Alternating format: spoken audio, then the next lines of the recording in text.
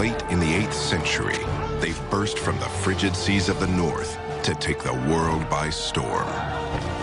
For the next 300 years, they ravaged the civilized nations. Nothing can stop them. Not the oceans, not the dread of the unknown, not the rulers of Europe. They are the Vikings, and behind their barbaric legend lies an even more spectacular reality. Explorers, settlers, and traders, Vikings strike out across the sea in search of plunder and legitimate wealth.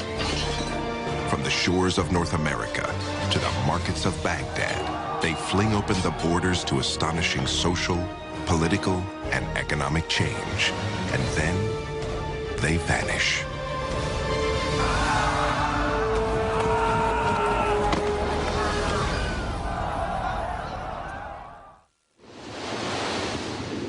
"1,200 years ago, the Vikings explode out of the cold North Sea, like beasts unleashed upon an unsuspecting world.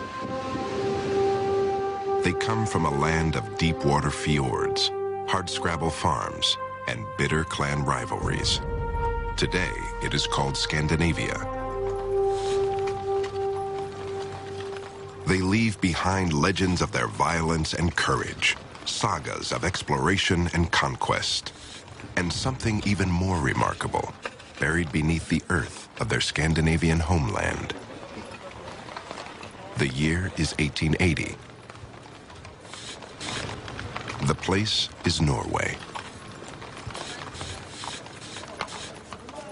Norwegian archaeologists make an extraordinary discovery, opening a window to the past and revealing for the first time how the Vikings truly lived and died.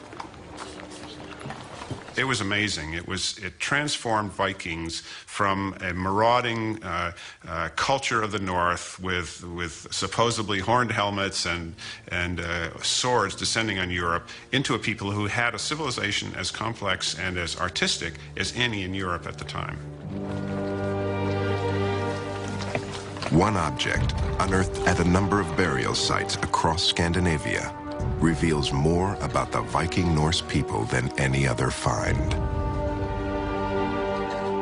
It's a ship, a grave ship, buried as a tomb, and filled with the goods its owner would need in his voyage to the afterlife.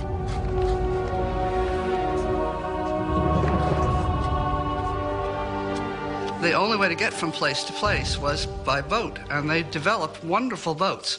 When they first started excavating, they didn't believe that they actually sailed in these wonderful ships. They were wonderfully seaworthy, very handleable, and could, of course, they only drew about 3 inches or something, and could go up rivers.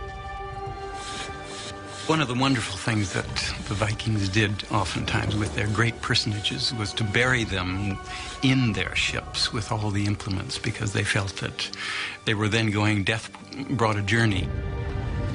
All the implements that one might need for life into eternity was put on the ship and then buried. And so it's all very well preserved.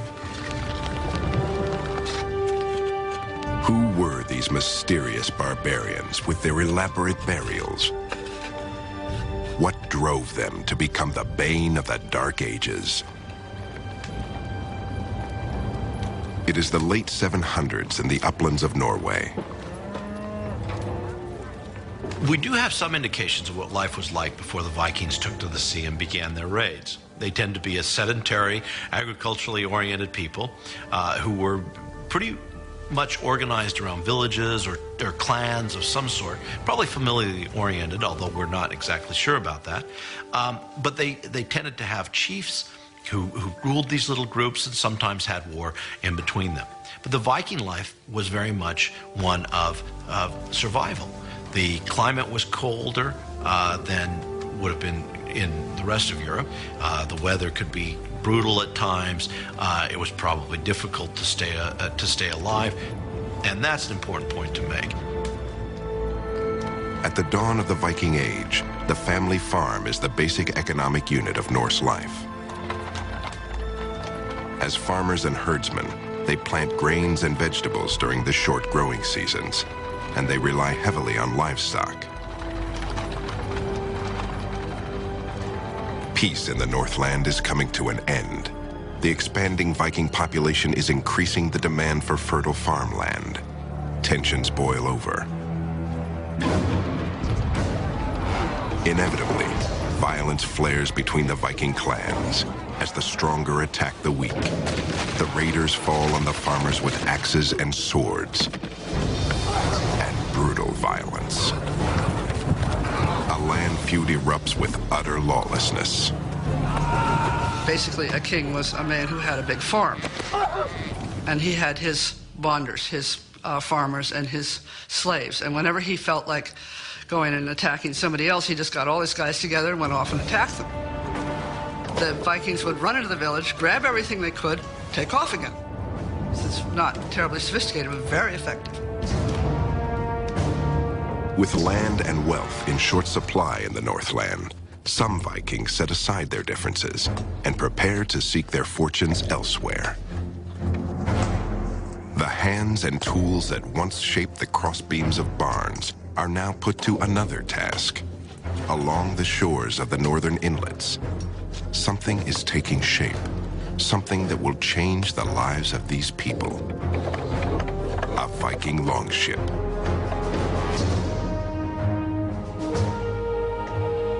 These extraordinary vessels, revolutionary in design, steer history on a new course and launch an onslaught that will dominate Europe and beyond for the next 3 centuries.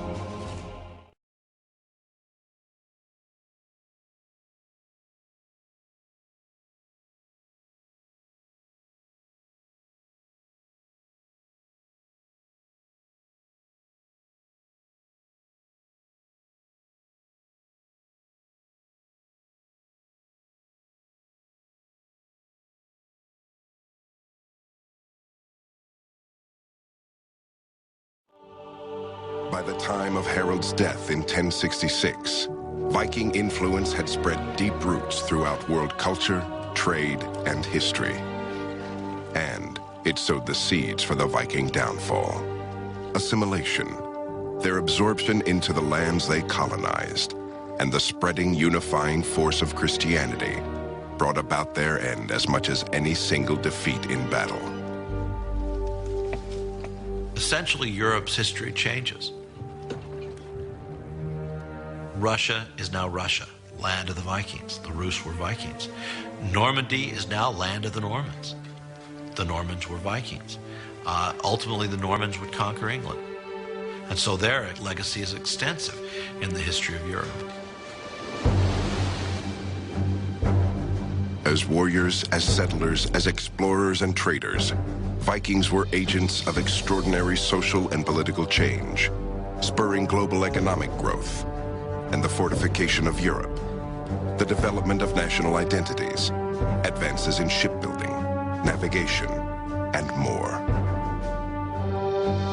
Their brutal raids gave Vikings an enduring reputation as barbarians. But in their quest for opportunity, for riches and control, the Vikings didn't destroy Western civilization.